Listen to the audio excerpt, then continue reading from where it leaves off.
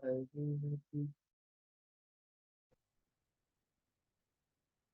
नमो भगवते वासुदेवाय।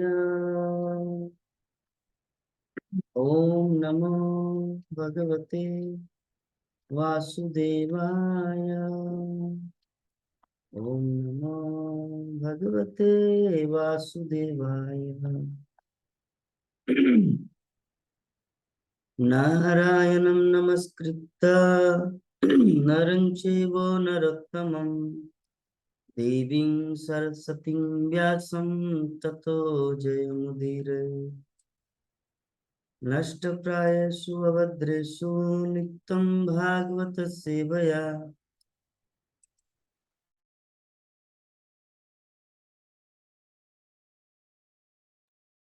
भगवती उत्तम श्लोके भक्तिर्भवति नष्टिकी। मुखं करति वाचालं पङ्गुलङ्घते गिरिं यत्कृपातमं वन्दे श्रीगुरुन् दिनतारिणं परमानन्दमाधवं श्रीचैतन्येश्वरम्। हरे कृष्ण। तो आप सभी भक्तों का हार्दिक अभिनंदन है हमारे श्रीमद् भागवतम की कक्षा में। तो आज हम लोग श्रीमद् भागवतम के द्वितीय स्कंद पंचम अध्याय, अध्याय का नाम है समस्त कारणों के कारण, श्लोक संख्या 17, इसके ऊपर चर्चा करेंगे। हम लोग थोड़ा जानेंगे कि जो श्रीमद् भागवतम ग्रंथ है ये सभी जीवों को तृप्त कराने वाला। हम लोग जानते हैं कि व्यासदेव साक्षात भगवान होते हुए भी, समस्त वेद पुराण साहित्य की रचना करते हुए भी उनको तृप्ति तब तक नहीं मिली जब तक नारद मुनि के आदेश से श्रीमद् भागवतम की कथा, श्रीमद् भागवतम की रचना नहीं की तब तक। उसी प्रकार हम सब मानव जीवन जो मिला है और हमारे पास यज्ञ करने का साधन है, यज्ञ करते, पूजा पाठ करते, मंदिर जाते हैं, दान पुण्य करते हैं, तीर्थ यात्रा भ्रमण करते, सब कुछ करते, लेकिन फिर भी हृदय में आनंद नहीं है। इसके पीछे कारण क्या है? इसका कारण वही व्यासदेव का जैसा, क्योंकि कलियुग में सूर्य रूपी श्रीमद् भागवतम तैयार किया गया है ताकि कलियुग के जीव इसे अध्ययन करके तृप्ति साधन प्राप्त करें या वास्तविक जीवन के उद्देश्य के बारे में पता चले। तो जब जीवात्मा या कोई भागवतम को अध्ययन नहीं करते, भागवत कथा को नहीं सुनते, तब उनके शांति का कोई प्रश्न ही नहीं होता। जैसे व्यासदेव के पास सब कुछ ज्ञान था, वेद वेदांत, 4 वेद, 18 पुराण, 108 उपनिषद, महाभारत, सब कुछ रचना की, भगवान की सभी लीलाएं थी, उद्देश्य सब कुछ था, लेकिन फिर भी उनको तृप्ति नहीं मिली। लेकिन जब श्रीमद् भागवतम की रचना किए तो उनको तृप्ति प्राप्त हुई।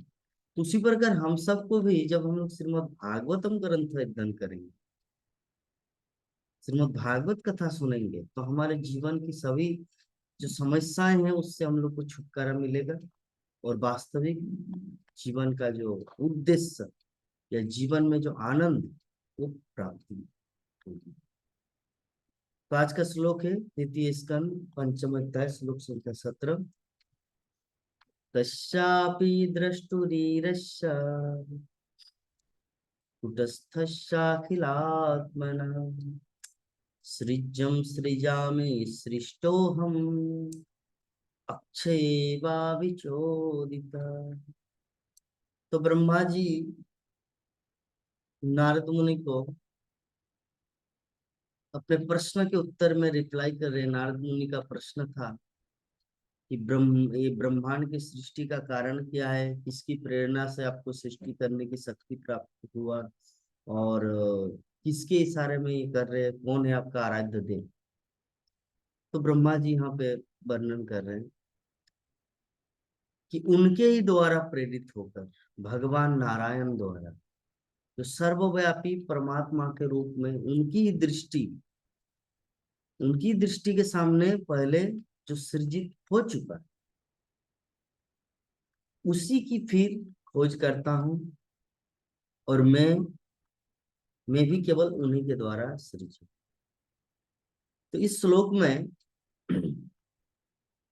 एक जन सामान्य के जो जनसामान्य व्यक्ति जो एक चीज डायलॉग देते हैं कि सृष्टिकर्ता ब्रह्मा, पालन करता विष्णु, संहार करता शिव जी। तो ये जो सृष्टिकर्ता ब्रह्मा, यहाँ पे ब्रह्मा जी क्या बोले कि मैं भी केवल उन्हीं के द्वारा सृजित हूँ। किसके द्वारा? भगवान नारायण द्वारा। तस्सापि द्रष्टु रीसस्सा कुटस्थल अखिलात्मना सृजम सृजामि सृष्टि हम अक्षये बाभि चोदित। अखिल आत्मन भगवान नारायण परमात्मा, उन्हीं के द्वारा मैं भी सृजित हूँ। तो इससे एक चीज पता चल रहा है कि जैसे ऑलरेडी घर बना हुआ है, तो वहां पे कुछ पेंटिंग करना है, रंग लगाना है या मरम्मत करना है, उसके लिए जो काम है वो ब्रह्मा का है। अर्थात ये सृष्टि ऑलरेडी भगवान कारणोदक विष्णु के द्वारा सृष्टि हुआ था। यह काननान भजले भजते स्म योग निद्रामनंत जगदंड सरोम कूप। भगवान के रोमकूप से अनंत कोटि ब्रह्मांड प्रकट हुआ है ऑलरेडी। तो ब्रह्मा जी बोल रहे कि मैं क्या करता हूं, उनकी ही दृष्टि के सामने पहले जो सृजित हो चुका है उसी की फिर खोज करता, मरम्मत जिसे बोलते। तो द्वितीय स्कंद पंचम अध्याय 17 नंबर श्लोक में ब्रह्मा जी इसका रिप्लाई कर रहे कि जगत के जीवों को ये नहीं सोचना चाहिए कि सृष्टिकर्ता ब्रह्मा, मैं ही सृष्टि करने वाला हूं। नहीं, मुख्य सृष्टिकर्ता भगवान श्री कृष्ण, मैं उन्हीं के द्वारा सृष्टि को पुनः सृजित करता हूँ। सृजित मतलब मरम्मत। जैसे एग्जाम्पल दिया, घर बना हुआ है, सीमेंट भी लगा हुआ, सब एवरीथिंग, अभी रंग देना है, पेंटिंग करना, तो ब्रह्मा को कार्यभार सौंपा गया कि जीवात्मा को लाओ, 84 लाख जीव जोनि निर्माण करो, उसको भक्ति का भी शिक्षा प्रदान करो ब्रह्म संप्रदाय के अंदर। तो ब्रह्मा ब्रह्मांड के सृष्टा ब्रह्मा जी भी स्वीकार करते हैं कि वो असली सृष्टा नहीं है। सृष्टा मतलब सृष्टिकर्ता, असली सृष्टा नहीं, अपितु भगवान नारायण द्वारा प्रेरणा प्राप्त। अतएव उन्हीं की अध्यक्षता में वे समस्त जीवों के परमात्मा स्वरूप उन्हीं के द्वारा पहले से निर्मित वस्तुओं का सृजन करते। तो परमात्मा तथा आत्मा, इन दो को ब्रह्मांड के बड़े बड़े महापुरुषों तक ने जीव में निहित माना है। तो परमात्मा तो भगवान है, जबकि आत्मा भगवान का नित्य सेवक है। जीवेर स्वरूप है कृष्ण नित्य दास। जीवात्मा का असली स्वरूप क्या है? जीवात्मा का असली स्वरूप है भगवान का सनातन सेवक बन के रहे। और एक्चुअली सनातन सेवक ही है, अपनी भ्रांति या भ्रम बस, मोह बस अपने आप को कर्ता मानता है, अपने आप को सबसे बड़ा भोक्ता मानते हैं। ये उनकी भूल है। भगवान जीव को प्रेरित करते, आत्मा को प्रेरित करते कि उन्होंने जो कुछ पहले सृष्टि की है वो उसका सृजन करे। और भगवत कृपा से इस संसार में जो कोई किसी भी वस्तु की खोज करता है वो उसका खोजी मान लिया जाता है। तो कहा जाता है कि कोलंबस ने, चलो प्रभुपाद मेंशन करते तात्पर्य में, कोलंबस ने पश्चिमी गोलार्ध की खोज की, लेकिन वास्तविकता यह है कि उस भूभाग का सृजन कोलंबस ने नहीं किया। ये विशाल भूखंड परमेश्वर की सर्वशक्तिमत्ता के कारण पहले से वहां था, और कोलंबस को भगवान की विगत सेवा के बल पर अमेरिका की खोज करने का श्रेय प्राप्त हुआ। लोग बोलते हैं कि अमेरिका की खोज किया, कोलंबस ने खोज किया अलग मैटर, लेकिन भगवान की संपत्ति, वो भूमि, वो तो पहले से ही था। श्रीमन महाप्रभु 550 वर्ष पूर्व भविष्यवाणी किया था, पृथ्वी ते अच्छे जो तो नगर आदि ग्राम सर्वत्र प्रचार होई बे मर्म, कि पृथ्वी के विभिन्न ग्राम व नगर। तो महाप्रभु जब थे उस समय अमेरिका के न्यूयॉर्क शहर नहीं था, या लॉस एंजलिस या California San Francisco Dallas Texas कुछ नहीं था।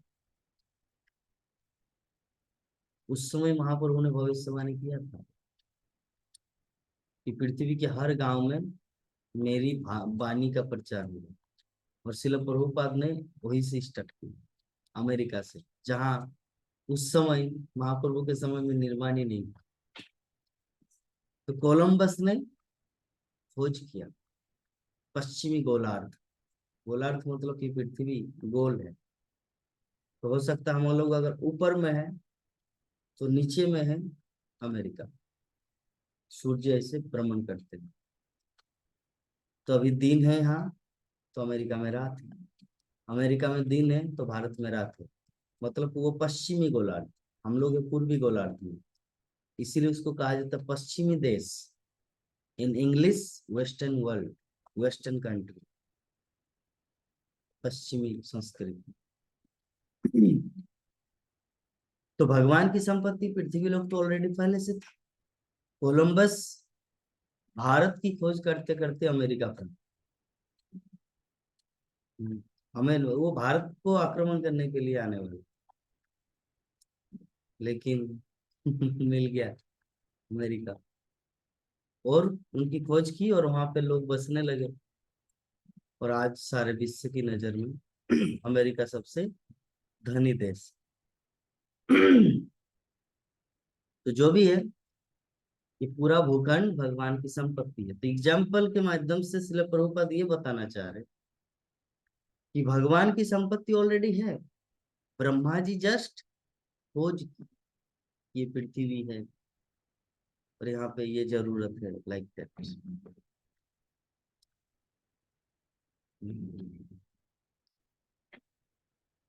इस संबंध में और भी एक घटना याद आ रहा है कि भगवान नारायण ब्रह्मा जी को बोला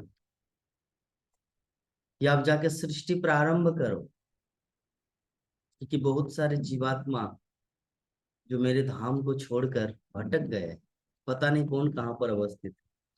तो अगर तुम पृथ्वी में सृष्टि रचना करोगे तो सभी विभिन्न 84 लाख योनियों में होकर मनुष्य रूप में आएगा और मेरी आराधना करेंगे तो उनको पुनः मेरे धाम प्राप्त होगा।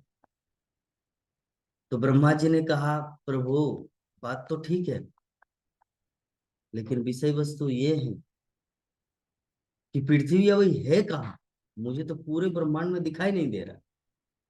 और एक्चुअली उस समय पृथ्वी को हिरण्याक्ष ने गर्भोदक समुद्र में डाल दिया नीचे।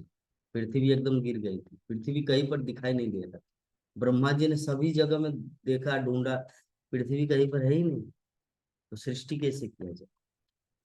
तो भगवान नारायण को बोले कि प्रभु वो तो है ही नहीं, पृथ्वी की खोज करना तो दूर की बात है, पहले उनको लाना है सामने, आंखों के सामने, तब तो पता चलेगा। इतने अथाह समुद्र में पता नहीं कहाँ पृथ्वी है।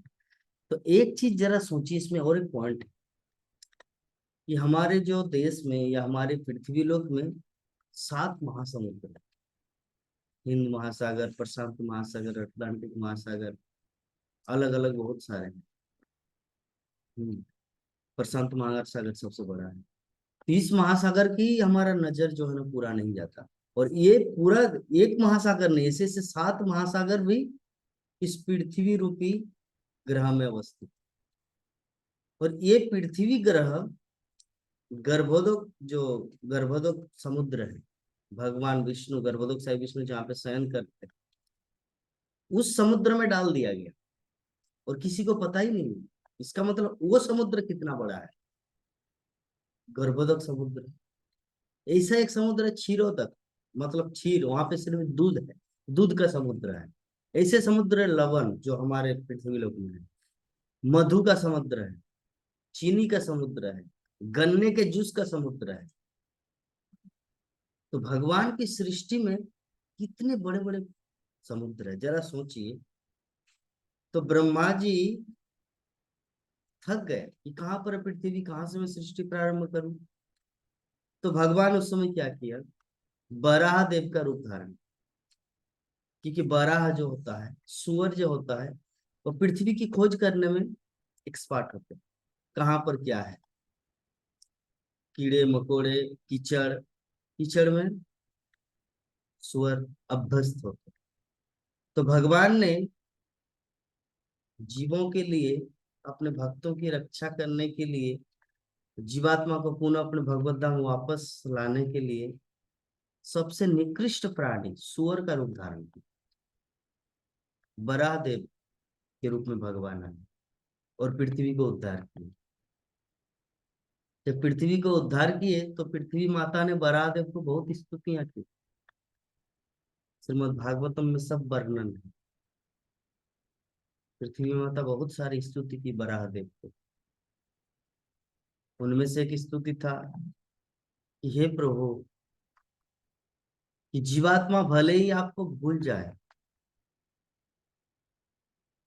या भुला दिए हो, जैसे एक पिता को भले ही बच्चे भुला दिए और घर छोड़ के, पिता के घर छोड़ के वो चले गए कहीं पर, लेकिन एक करुणामयी पिता, करुणावान पिता, करुणा के सागर पिता, वो अपने बच्चे को भूलते नहीं। उनको अपने घर वापस लाने के लिए हर प्रकार से प्रयास करते हैं।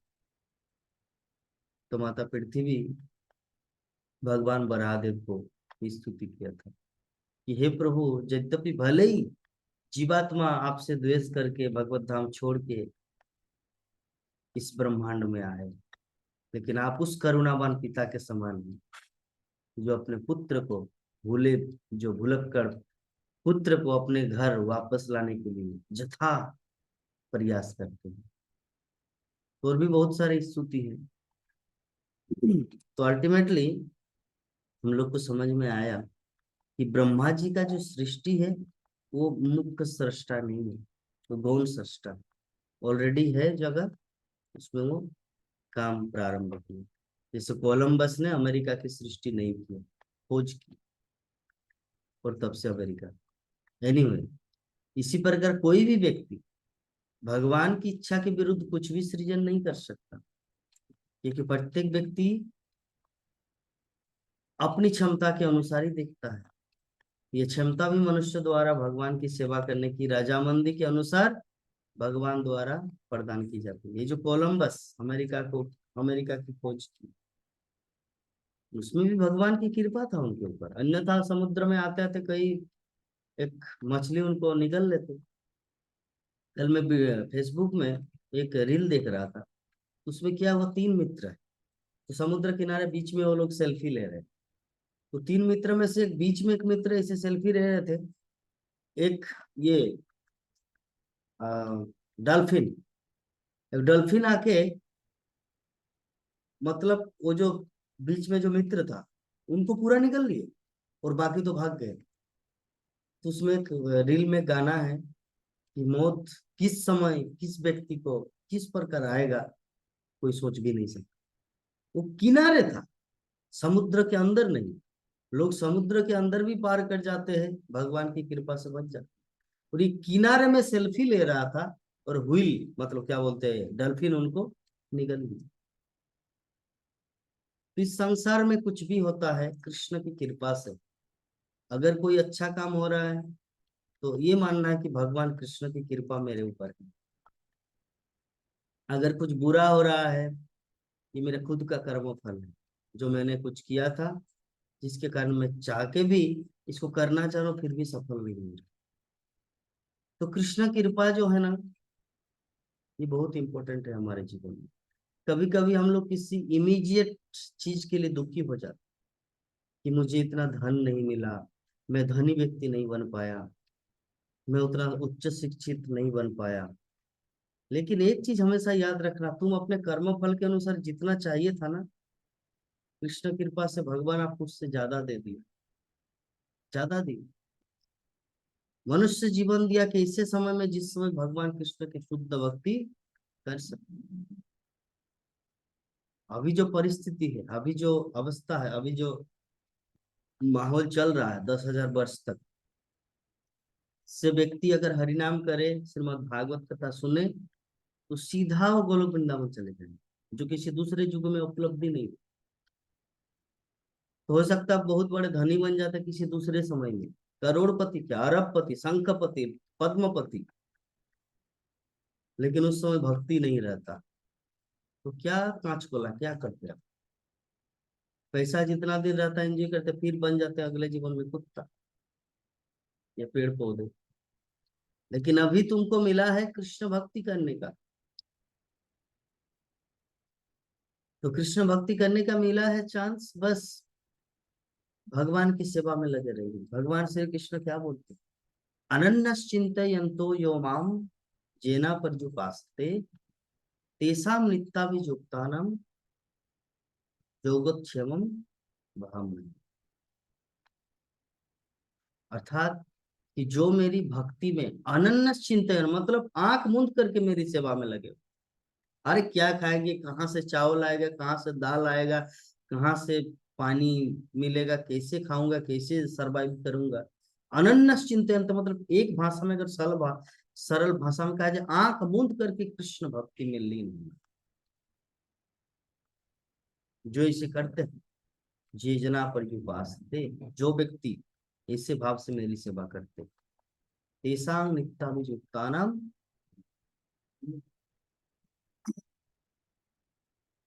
योगक्षेमं वहाम्यहम्। बहा, वहन करता हूं, अहम मैं स्वयं, जो इसी भक्ति में लगा हूं।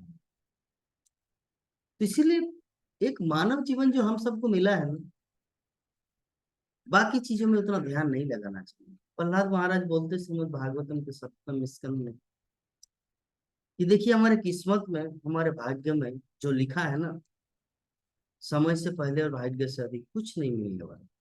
अगर आपके जीवन में दुख लिखा है, तो चाह के भी उसे आप मिटा नहीं सकते। आप नहीं चाहते, यू डोंट, आप नहीं चाहते कि दुख आए लाइफ में, फिर भी दुख आता है। क्यों? किस्मत का खेल है, आपकी किस्मत में लिखा है।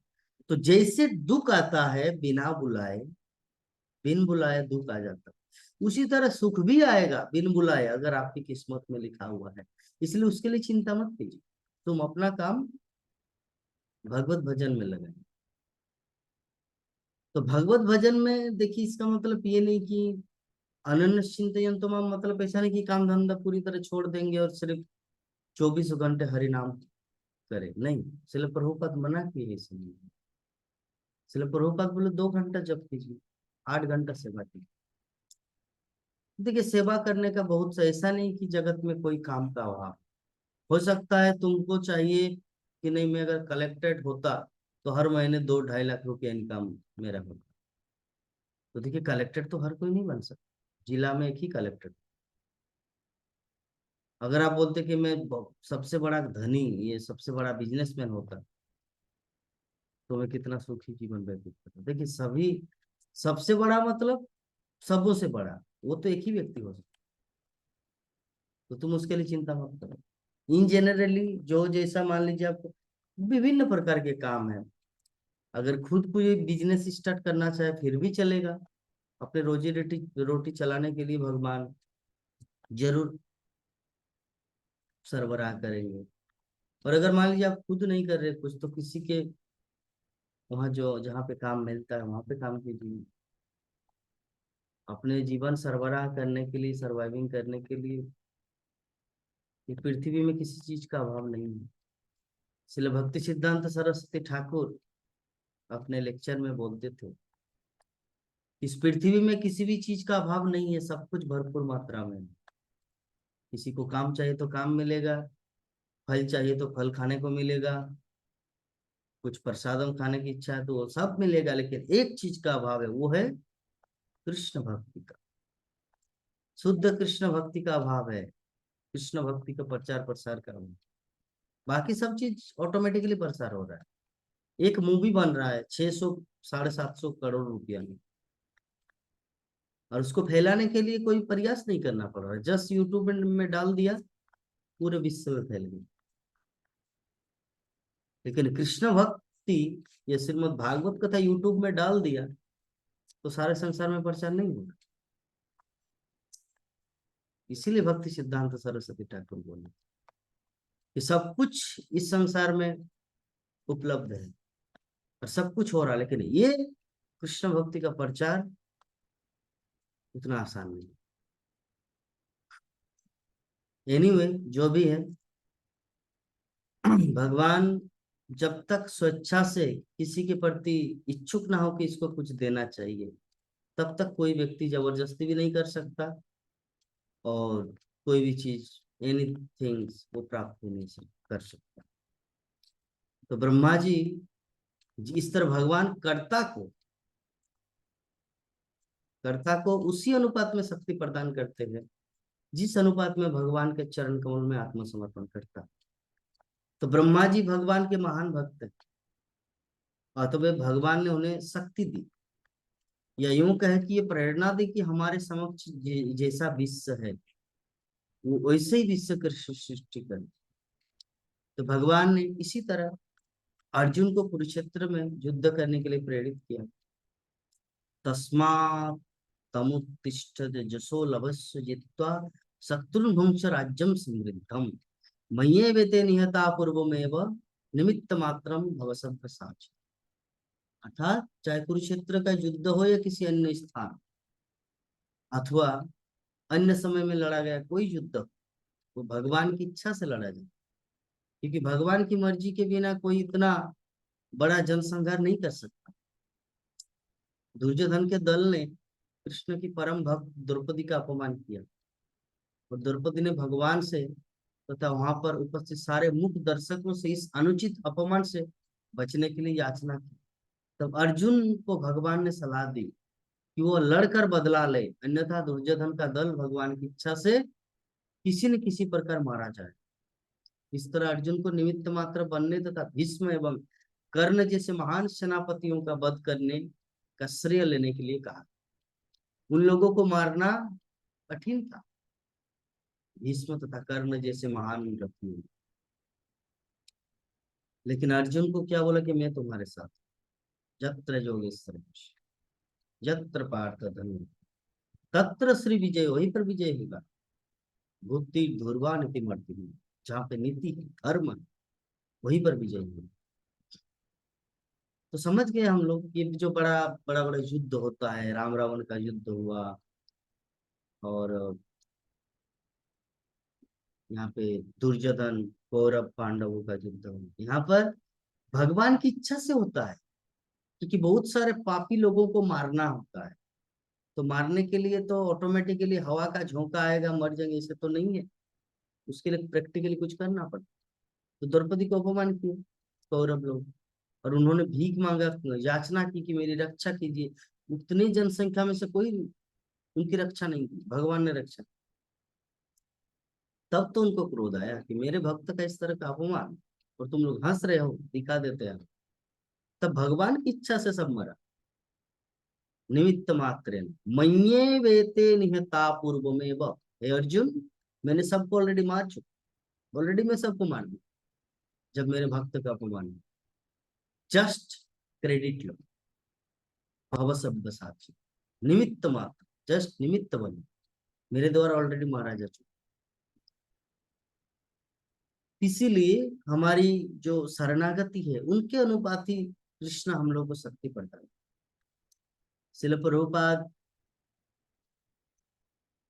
अमेरिका में या पूरे विश्व में कृष्ण भक्ति का प्रचार करने के लिए उद्यम उठाए थे, तो भगवान श्री कृष्ण उनको वो शक्ति प्रदान की। उसी तरह हम लोग भी अगर कुछ जीवन में करना चाहे, उस प्रकार कृष्ण चरणों में आत्मसमर्पण करेंगे, राधा माधव के चरणों में, पंचतत्व विष्णुदेव के चरणों में, तो भगवान यथाशक्ति हम लोग को प्रदान करेंगे उसको एग्जीक्यूट करने के। तो कठोपनिषद जैसे वैदिक ग्रंथ में भगवान को सर्वभूत अंतरात्मा के रूप में वर्णित किया गया, अर्थात कि प्रत्येक शरीर के भीतर निवास करने वाले तथा उनकी शरण में आने वाले प्रत्येक व्यक्ति को निर्देश देने वाले।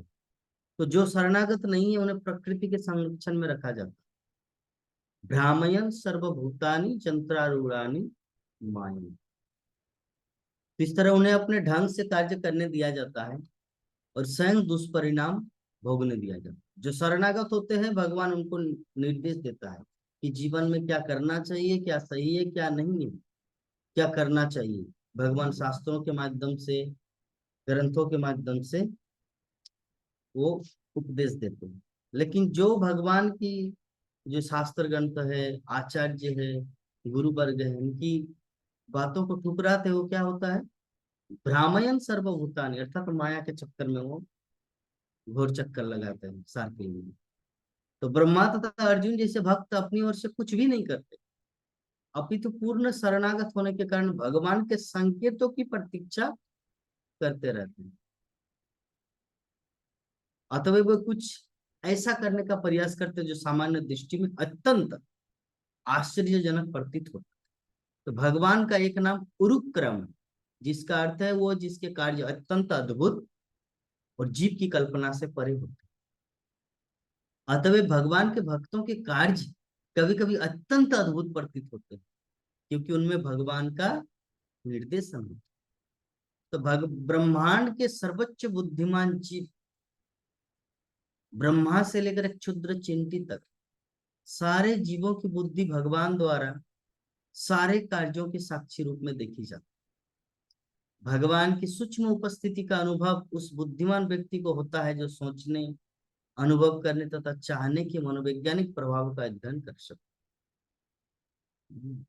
तो यहाँ पे श्रील प्रभुपाद अंतिम तात्पर्य में वर्णन करते हैं कि ब्रह्मांड के सर्वोच्चम बुद्धिमान अर्थात ब्रह्मा जी, उससे लेकर एक चींटी तक सारे जीवों को बुद्धि भगवान द्वारा प्रदान किए जाते हैं। तो जो बुद्धिमान है, जो सोचने अनुभव करने की क्षमता रखते, वही इस तथ्य को समझ सकते। तो यहाँ पे श्रील प्रभुपाद एक सुंदर सा कमेंट प्रस्तुत किए, वो ये है कि ब्रह्मा तथा अर्जुन जैसे भक्त अपनी ओर से कुछ भी नहीं करते, अपितु पूर्ण शरणागत होने के कारण भगवान के संकेतों की प्रतीक्षा करते हैं। तो हम सबको भी अपने मनमाने ढंग से कुछ नहीं करना चाहिए जीवन में। हमारे गुरु वर्ग, श्रील प्रभुपाद, आचार्य वर्ग या भगवान श्री कृष्ण भगवद गीता भागवतम के माध्यम से जो उपदेश निर्देश हमारे हृदय में प्राप्त होगा, हम लोग को वही करना है, तभी सफल होंगे। मनमाने मनमाने ढंग से कुछ होने वाला नहीं है। और एक चीज, हम लोग तभी किसी चीज में सफल हो सकते जब भगवान श्री कृष्ण शक्ति प्रदान करेंगे, उनकी कृपा होगा। हमारे चाहने से हम लोग गधा की तरह परिश्रम करके भटक भटक के थक जाते, फिर भी नहीं होता कुछ। क्यों? भगवान की इच्छा नहीं। तो कुछ भी होता है जीवन में आश्चर्यजनक या अद्भुत, एक चीज समझना है, उसमें कृष्ण की अथाह कृपा। इसीलिए हम लोग उन परम वासुदेव भगवान श्री कृष्ण को प्रणाम करते हैं। हे कृष्ण करुणा सिंधु दीन बंधु जगतपति गोपिस गोपिका कांत राधाकांत नमस्तुते तप्त कांचन गौरांगी राधे वृंदावनेश्वरी वृषभानुसुते देवी प्रणमामि। इसीलिए जीवन के प्रत्येक काम, प्रत्येक सेवा को हम लोग को पहले भगवान श्री कृष्ण को अर्पण करना है, उनसे प्रार्थना करना है, उनसे शक्ति प्राप्त करना है, उसके बाद ही अपने कार्य में आगे बढ़ना। तो इसी के साथ आज का हमारा जो श्रीमद् भागवतम द्वितीय स्कंद पंचम अध्याय श्लोक संख्या 17, ये जो श्लोक है आज यहीं पर हम लोग विराम देंगे। कल पुनः आप सभी भक्तों के बीच में आते हैं। तब तक के लिए आप सभी भक्तों को बहुत बहुत धन्यवाद, जो आप लोग इतने तन्मयता के साथ श्रीमद् भागवत की कथा को श्रवण किए। हरे कृष्णा कृष्णा कृष्णा हरे हरे, हरे राम राम राम, हरे कृष्णा कृष्णा कृष्णा हरे हरे, हरे राम राम राम।